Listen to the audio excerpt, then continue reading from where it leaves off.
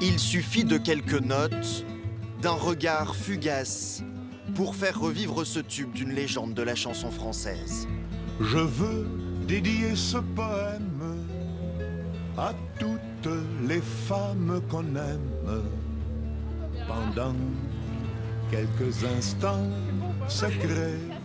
Qui n'a jamais fredonné son air, chanté quelques paroles, Connaît à peine qu'un destin différent entraîne. Les Passantes, chef-d'œuvre de Brassens. Ah, c'est Georges Brassens, ça.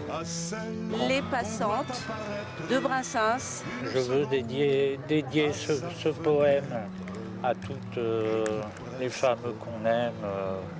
Oh. Brassens, merci. On succombe au charme de la chanson, des paroles, surtout quand on est une femme, justement. Est-ce que vous savez que c'est un poète douaisien qui a écrit cette chanson? Non, pas du tout. Bah, du coup, vous me l'apprenez. Vous trouvez ça joli? Ah, c'est magnifique. Plongé dans les archives, sur les traces d'Antoine Paul. Antoine Paul, il est né le 26 août 1888. Il est fils unique, il vit avec ses deux parents et une domestique, donc ce qui montre aussi une certaine aisance. Le jeune homme grandit dans un milieu bourgeois à Douai et suit des études scientifiques. Jusqu'à passer le baccalauréat en 1904, ils sont 350 candidats dans la ville cette année-là. Physique 9 sur 20, chimie 10 sur 20, sciences naturelles, l'organe du goût 14 sur 20. Pour la philosophie, c'était le sentiment de la dignité personnelle, 9 sur 20, ce qui donne au final une mention passable. Il y a très peu d'appréciation en fait, sur le comportement et le travail de l'élève dans ce relevé de bac, mais on peut estimer qu'on n'obtient pas le concours d'école centrale en procrastinant. Le bac en poche, Antoine Paul écrit ses premiers poèmes à 17 ans, en s'inspirant de son environnement le plus proche.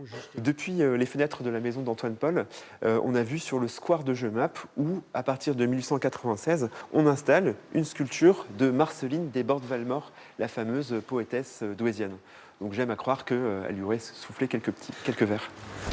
Élève ingénieur à Paris, il écrit Les Passantes en 1911, entre la capitale et Douai, et publie le poème dans son premier recueil, à la fin de la Première Guerre.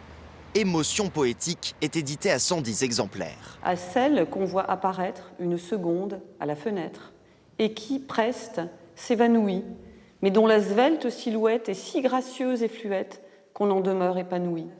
Dans son style, Antoine Paul s'approche de Baudelaire. Il se concentre sur la musicalité. C'est à la fois un poème qui est classique, c'est-à-dire profondément littéraire.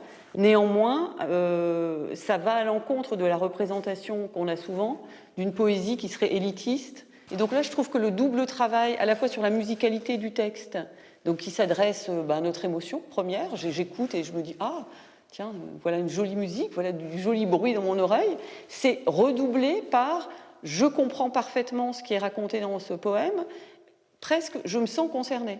Donc voilà, pour ces deux raisons, je trouve que c'est un texte qui, littérairement, a beaucoup de valeur. L'histoire aurait pu s'arrêter là.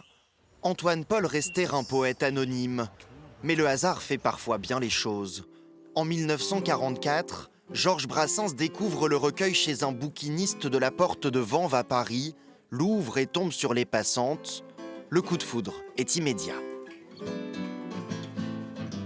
À la campagne de voyage, dont les yeux charmants paysages font paraître court le chemin. Son guitariste se souvient. Il faudra 30 ans à Brassens pour mettre ses vers en musique, une chanson qu'il jouera ensuite à chacun de ses tours de chant. Dans cette chanson, Brassens a fait quelque chose qu'il fait souvent d'habitude. Quand il met un poème en musique, il fait des choix. Il a supprimé dans la chanson une strophe. Si on ajoute ce couplet, brusquement, la chanson devient datée. La finée souple valseuse, tournoyée dans un autre bal, c'est visiblement daté. Tandis que tout le reste, si on enlève ça, c'est intemporel. Un vieil Indien, Brassens, et il le disait lui-même. Je suis un vieil Indien. Alors qu'il allait rencontrer le chanteur pour la première fois, Antoine Paul décède en juin 71. Un acte manqué, mais le Douaisien lui avait envoyé cette lettre, un an plus tôt. Monsieur, votre secrétaire m'a dit ce matin au téléphone que vous recherchiez depuis 6 mois l'auteur d'un petit poème, Les Passantes, que vous aviez l'intention de mettre en musique. J'en suis très flatté. C'est un livre qui remonte à plus de 50 ans et dont les premières poésies datent de mes 20 ans, époque où je préparais l'école centrale et où j'ai eu mes premières émotions amoureuses. Mais si l'on a manqué sa vie, Les Passantes de Brassens ont été traduites en 18 langues.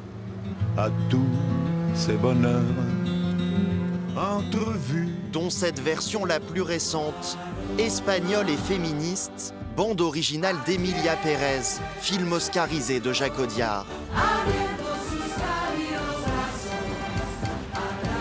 Une chanson universelle, avec comme point de départ Douai, ville des cahiers de Rimbaud, de la poétesse romantique Marceline Desbordes de Valmore, et d'Antoine Paul désormais, ce guide l'admet. Le poème, c'est vraiment une chanson très émouvante et on devrait être fier. Il est très peu connu à Douai et je pense que ça pourrait être une fierté pour la ville, oui, complètement. De le connaître davantage. De le connaître davantage, puis peut-être d'en parler un peu plus, oui, au cours de nos visites notamment. on pleure, les lèvres absentes. Homme d'art et de lettres, Antoine Paul écrivait tous les jours. Passante. Des centaines de poésies accumulées, aujourd'hui encore méconnues, à l'image des Passantes, dont Brassens ne craignait pas de dire qu'il était le plus grand poème de sa vie.